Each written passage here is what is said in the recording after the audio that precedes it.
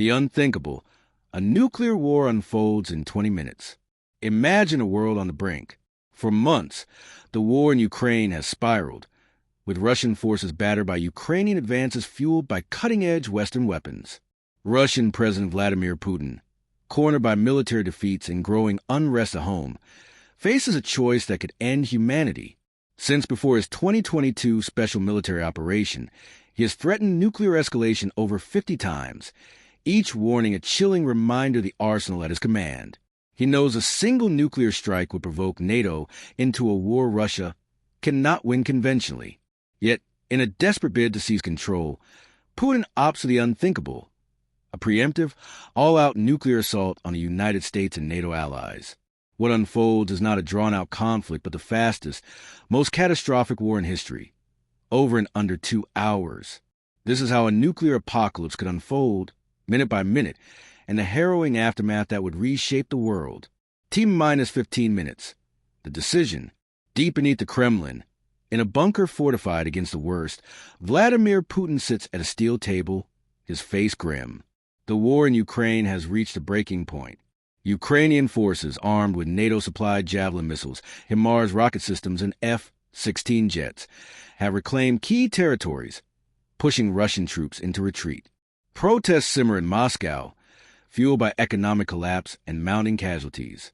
Putin's advisors, a mix of hardline generals and loyal technocrats, present a chilling proposal, a limited nuclear strike to break Ukraine's momentum and force NATO to the negotiating table.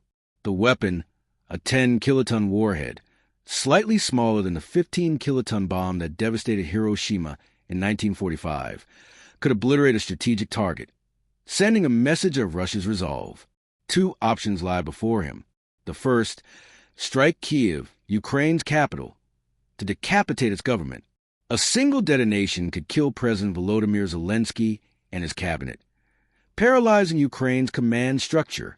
Russia could then sweep in with conventional forces or withdraw, claiming NATO's aggression as justification, a narrative that would resonate with Russian citizens and allies like China and India. The second option, target a secondary city like Zaporizhia, a hub of Ukrainian resistance. This would demonstrate Russia's nuclear resolve without risking immediate global escalation, potentially forcing Ukraine to capitulate.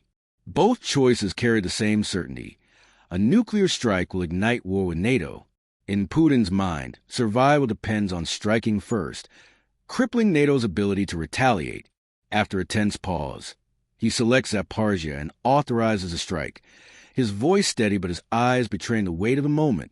T-minus 1 minute. The first strike. In Zaporizhia, a bustling city of 700,000, life hums along despite the war.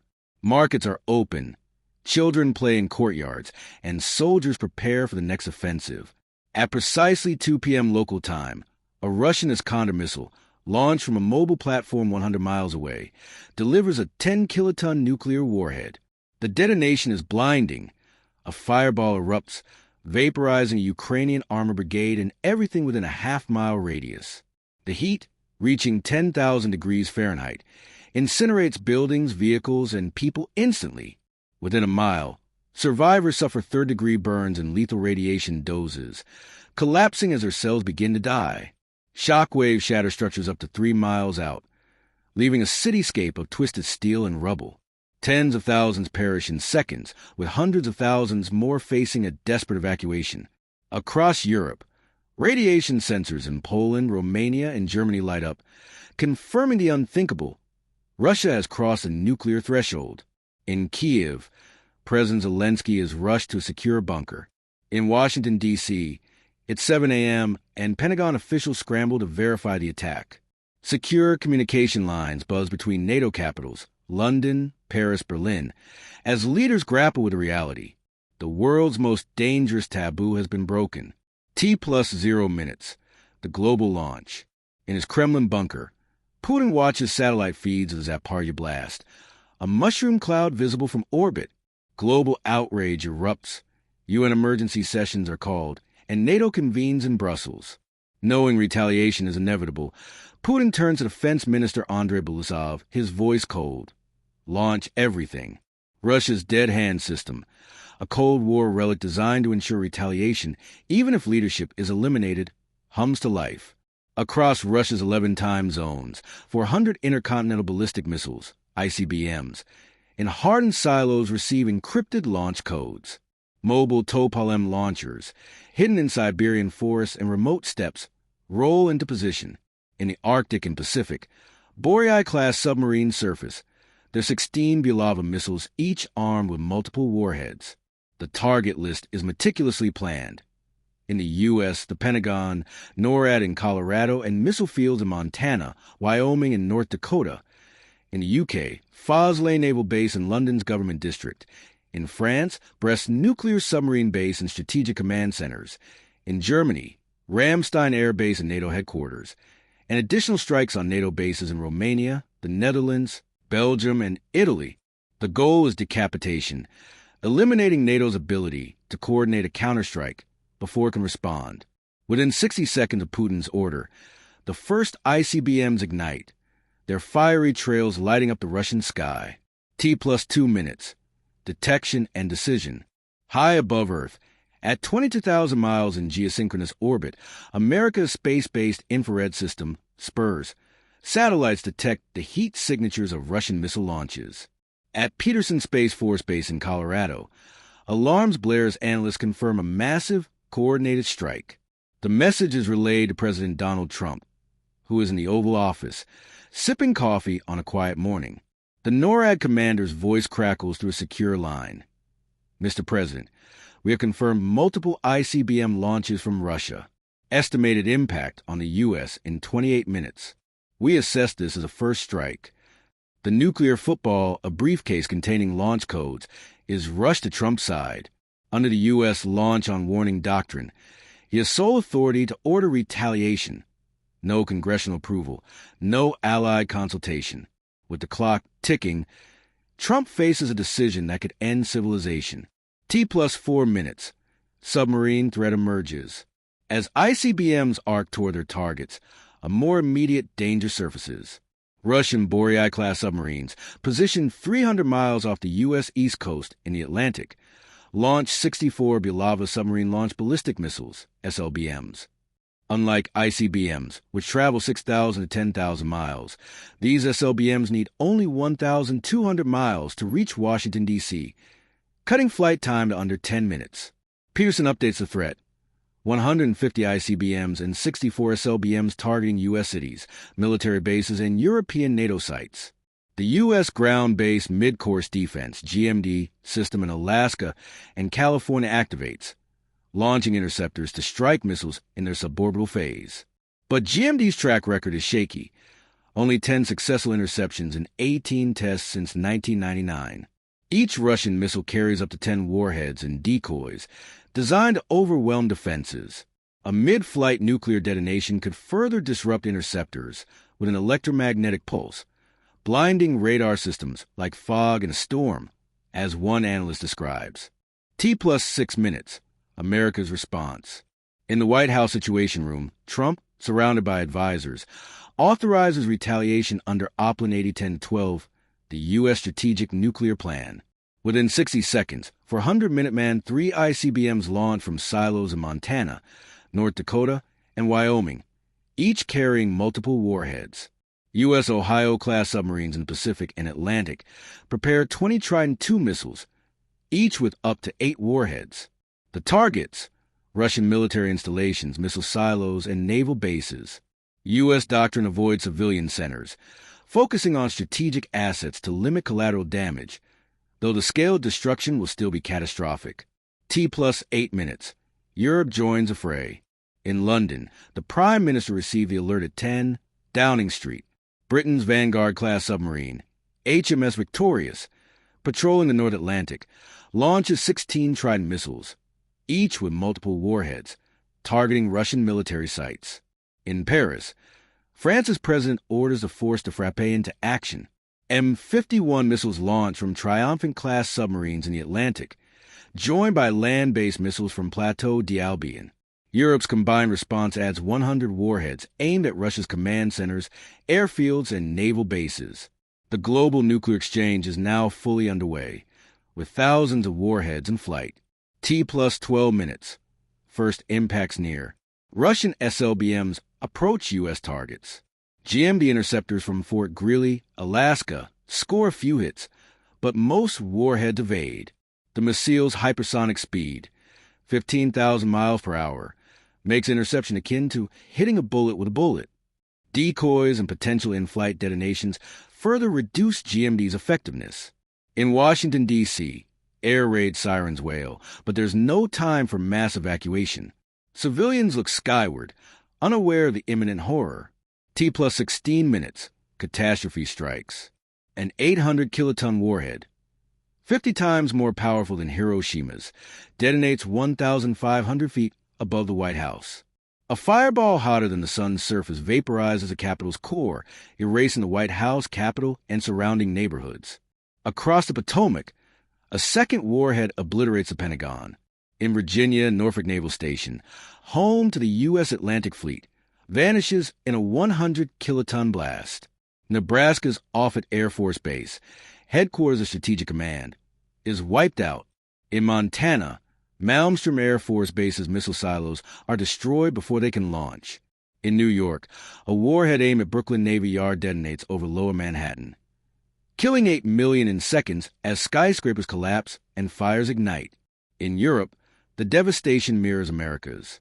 London's financial district is obliterated, with warheads flattening Westminster to the Tower of London. In Paris, a missile aimed at the Élysée Palace misses, detonating over Montmartre, engulfing 30 square miles in a firestorm. Hamburg's port, NATO's key logistics hub, is erased by a submarine-launched warhead from the Baltic. Europe's limited missile defenses, relying on deterrence rather than interception, fail to stem the tide. T plus 24 minutes. America strikes back. U.S. Minuteman III missiles reach Russia. The Plesetsk Cosmodrome, vital for satellite launches, is destroyed by a 335-kiloton blast. Severodvinsk's naval base, where Russia builds nuclear submarines, vanishes. Precision strikes target mobile Tupolev launchers in Siberian forests and silos in the Kola Peninsula, tracked by U.S. satellites. Russia's nuclear arsenal takes a severe blow, but the damage is already mutual. T plus 35 minutes. The exchange ends. French and British missiles deliver the final blows. France's M51 missiles destroy Russia's Northern Fleet headquarters in the Kola Peninsula. Britain's Trident missiles obliterate the Pacific Fleet base at Vladivostok. Across the Northern Hemisphere, 3,400 warheads have detonated or been destroyed. Russian silos are empty craters. Putin, likely in a Ural Mountains bunker, survives, for now. American command centers are rubble. Cities burn from New York to Moscow, with millions dead and millions more dying. T plus 2 hours. Immediate aftermath.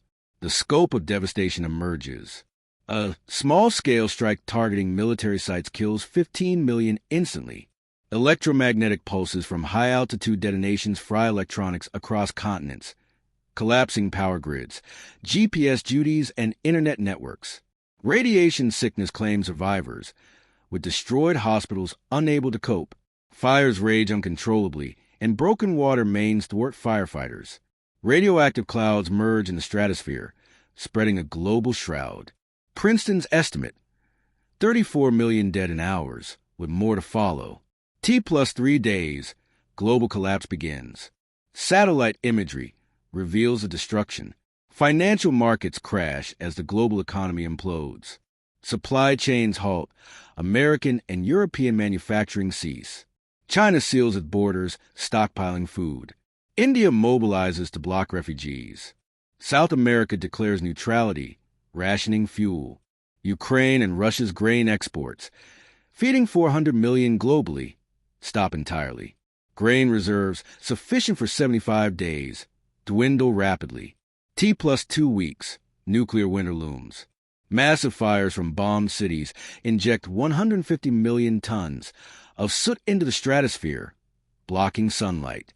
Temperatures drop, and early crop failures hit the American Midwest and European plains. Growing seasons shrink by 40 days. The global food supply faces collapse, with reserves critically low. Nations impose martial law to curb riots, and international trade grinds to a halt as countries hoard resources. T+6 months, starvation and chaos. Global temperatures fall noticeably. Crop yields plummet 60% worldwide, with 100 million starvation deaths. The Northern Hemisphere's agricultural heartlands fail, unable to adapt to shortened seasons and reduced sunlight. Modern WSDR system, just-in-time supply chains, optimized for efficiency, collapse under the strain. Food riots erupt globally, and governments struggle to maintain order.